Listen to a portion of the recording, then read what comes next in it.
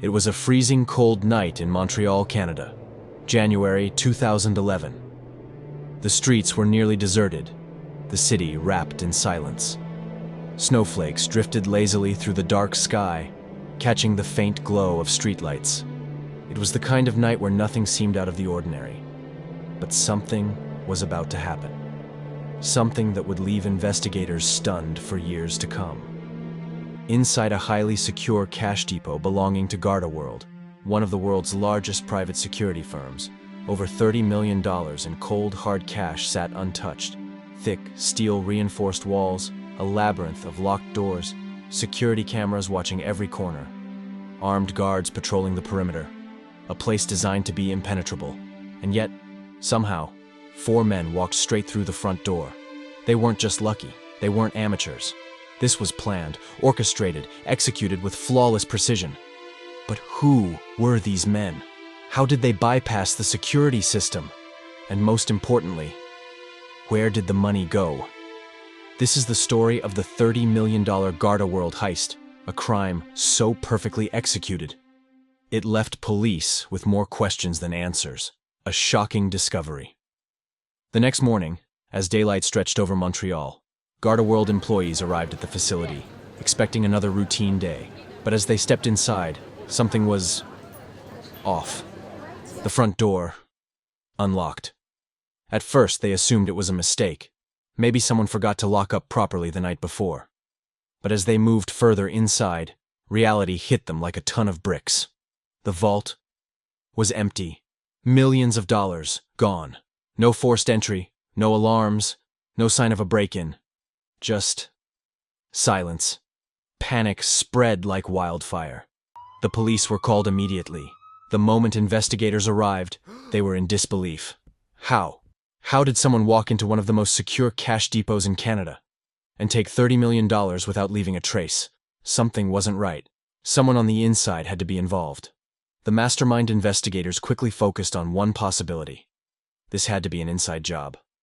To access the vault, you needed 2 things: an official GardaWorld keycard and the 10-digit security code. These were things that only employees had. The police began combing through security footage. They expected to find masked robbers breaking in, disabling alarms, cutting wires. But instead, they saw something that made their jaws drop. At exactly 3:30 a.m., a man casually walked up to the front door and swiped a keycard. The door unlocked. No alarms, no struggle. He strolled in like he owned the place. Then, 3 more men followed behind him.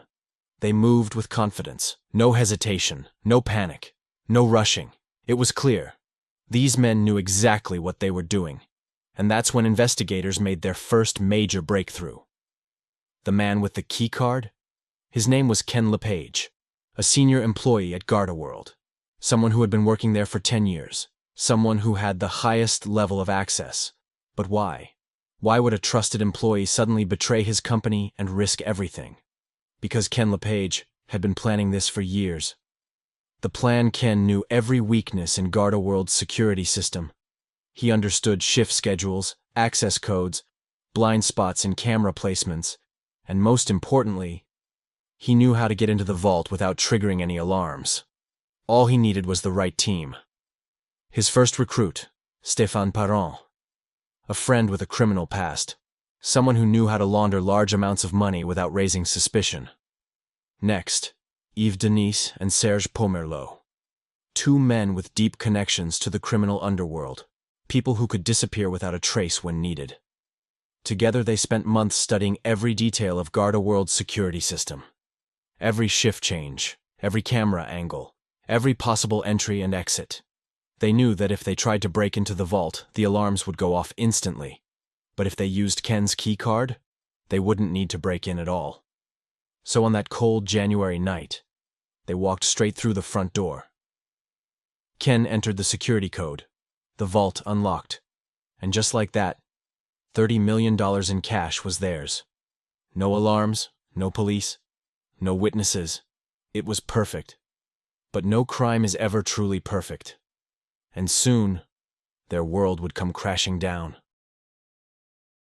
The downfall. For months, the 4 men vanished. No flashy purchases, no sudden bank deposits. They laid low, waiting for the investigation to die down. But the police weren't giving up. They began tracking every detail of Ken LePage's life. His phone calls, his bank statements, his movements. And then they caught a break. A surveillance team spotted Ken meeting with Stéphane Perron in a remote cabin outside the city. They were nervous, looking over their shoulders, whispering. Investigators realized they weren't just hiding. They were arguing. The money was gone. Somewhere along the way, the $30 million had disappeared. It turned out, someone had double-crossed them. Where is the money? In 2014, after 3 years on the run, Ken LePage and his crew were finally arrested. But when the police interrogated them, they refused to talk. The only thing investigators ever recovered? A few $100,000. So the question remains, where did the rest of the money go? Did they hide it? Did they spend it? Or was someone else involved? Someone even bigger than Ken LePage? Even today, the bulk of the $30 million remains missing. A fortune gone without a trace. And with Ken and his crew refusing to speak, we may never know the truth. Final thoughts. A flawless execution. A trusted employee turned criminal. A vanishing fortune that remains unsolved.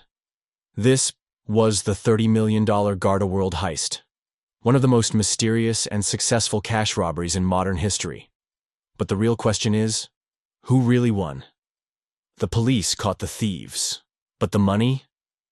The money is still out there, waiting, somewhere. Would you risk everything for a crime like this? Let us know what you think in the comments below. And if you enjoyed this story, don't forget to like, subscribe, and turn on notifications. Because we have a lot more stories coming your way.